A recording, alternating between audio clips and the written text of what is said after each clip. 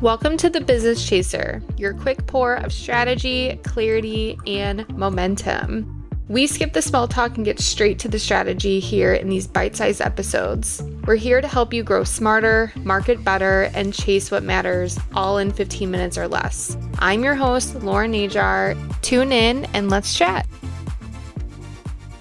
Hi, everybody. Welcome back to the podcast. This is Alyssa Gawlinski, and I want to thank you all for joining in with Lauren and I this afternoon. It was super great to connect with Lauren, to share a little bit about myself, and to connect with you all. As Lauren and I wrapped up our time together, we were kind of going back and forth with some questions and answers, and there was a word that came out in our conversation that really hit home with me that I would like to talk about with you all. And that is being intentional. I think that often, myself included, it's really hard to get wrapped up in life and things that are going on, the work that we do, extracurricular activities that we may be involved in, and feeling like we need to say yes to everything, and you need to show up, and you need to be there for no matter what it is. And I feel as time has gone on and I've grown in my career and I've grown outside of my career in my service and nonprofit work, that where I succeed and thrive the most are in the moments, the places, the events when I am intentional.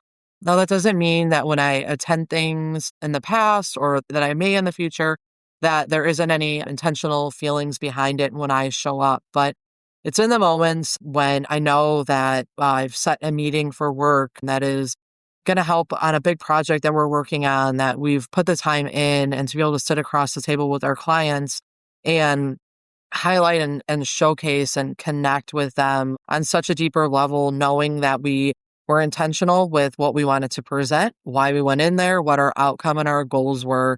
Those meetings are going to be the greatest. Yes. And have I had meetings where I have stumbled in to an event, I have met somebody on the fly and they've turned out to be such an exceptional contact and an individual that I never would have thought that I could have met that night or at that event? Absolutely. But I think showing up on a professional level, to meetings, to your job daily, with any work that you do, knowing that you have a plan, you know what your outcome is going to be, and how you can achieve that along the way is going to be so much more beneficial than just winging it. And so I think also on a personal level, being intentional in my relationships with my friends, my family, knowing how I have to show up for those individuals will always look different no matter who the person is. So I might show up differently in my relationship than I show up with my best friend.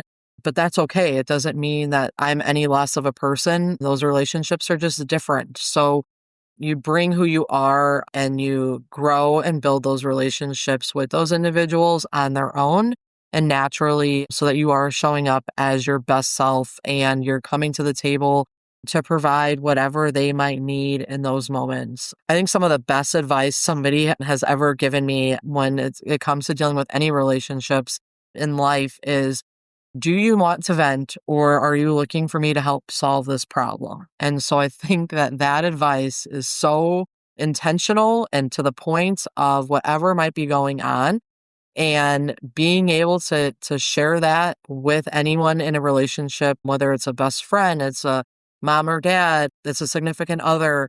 I think it's something that we all need to work on and try using, because I know I could speak for myself. I show up, and when somebody's going through a problem or a situation, my first instinct is how can I solve this? How can I make it better? How can we keep things moving? And sometimes that's not what is needed. And it might just be that they had a really crappy day at work. They want to come home, they want to vent, get it off their chest, and move on with the rest of the evening or whatever is going on. So in that moment, hearing that advice and sharing it with individuals that I might lean on a lot, it has just changed things. It's still a work in progress because I, again, still show up and I just full blown want to solve the problem, want to make it better. But being intentional about how you're showing up in any relationship, I promise, is going to be something that you'll never regret. I think when it comes to acts of service, I spoke about this on the podcast briefly. It's aligning yourself with organizations that mean something to you, that have touched your life, that have changed your life. That is where you're going to feel the most gratification. You are going to see impact on a level that you might not have ever experienced before.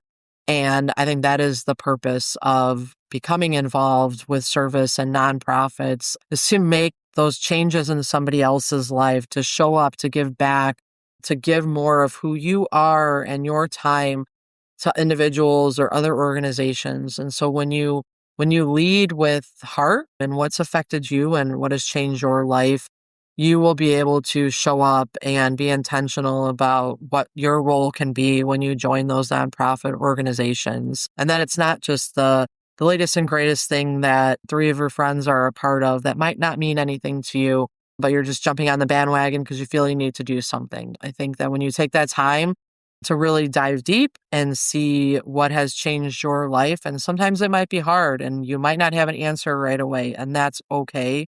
Don't give up. Like, sit on it, sleep on it, think on it. I promise that something would come to mind where you feel like you would be excellent at being able to jump in and give a piece of who you are back to the world, into these organizations. So ultimately, at the end of the day, it's being intentional, it's being true to who you are.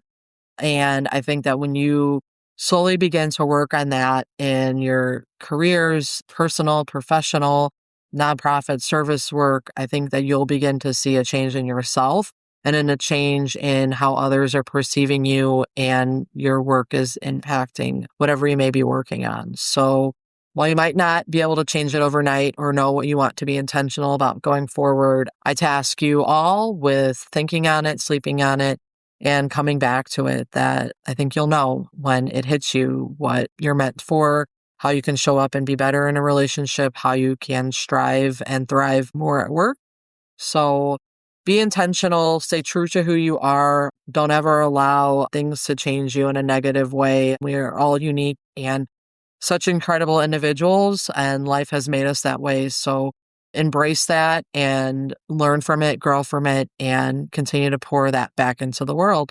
So thanks for tuning in on the podcast and connecting with Lauren and I. I hope to see all of you, I'm sure, at some event or somewhere soon. But thanks for listening. I'm Alyssa Gawlinski. That's your quick hit of clarity and momentum for the week. If it sparked something, share it with a friend or tag us in your stories at Business Over Cocktails and or at Lauren Najar. We love seeing what resonates. Don't forget, Mondays are for full-length episodes with rich conversations, and Fridays are the Business Chaser episodes.